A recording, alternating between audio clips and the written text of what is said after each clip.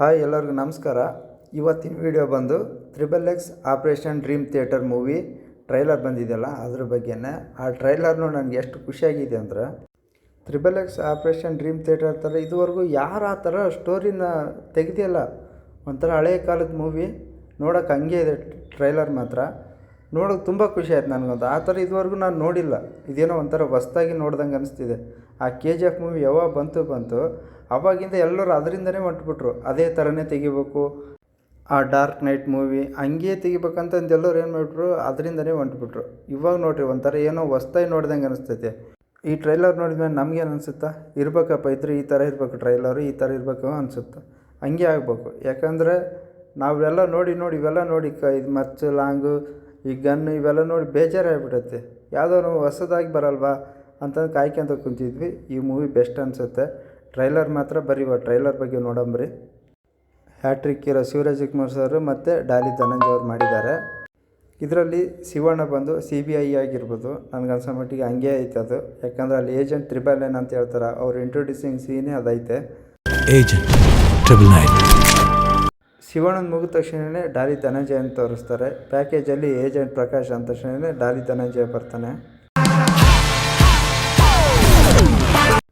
ಒಟ್ಟಿನಲ್ಲಿ ಇವರಿಬ್ಬರೂ ಸೇರಿಸಿ ಏನು ಮಾಡಿದ್ದಾರೆ ಅಂದರೆ, ಯಾವುದೋ ಒಂದು ಸ್ಮಗ್ಲಿಂಗೋ ಇಲ್ಲ ಥಿಯೇಟ್ರಿಂದ ಏನಾದರೂ ಮಾಡ್ತಿರ್ಬೋದೇನೋ ಆ ಥರ ಒಂದು ಇರಬೇಕಿದ್ರಲ್ಲಿ ಸ್ಟೋರಿ.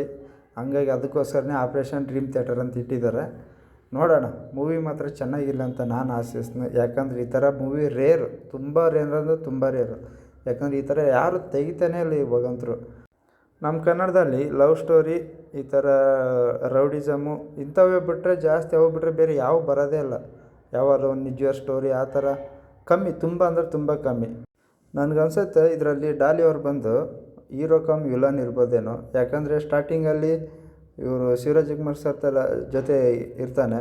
ಅದಾದಮೇಲೆ ಅವನ ವೈಫು ಮೇಲ್ಗಡೆ ಹಂಗೆ ಹತ್ಕೊಂತ ಹೋದ್ಮೇಲೆ ಅಲ್ಲಿ ಏನೋ ವೆಲ್ಡಿಂಗ್ ಮಾಡೋದನ್ನು ತೋರಿಸ್ತಾರೆ.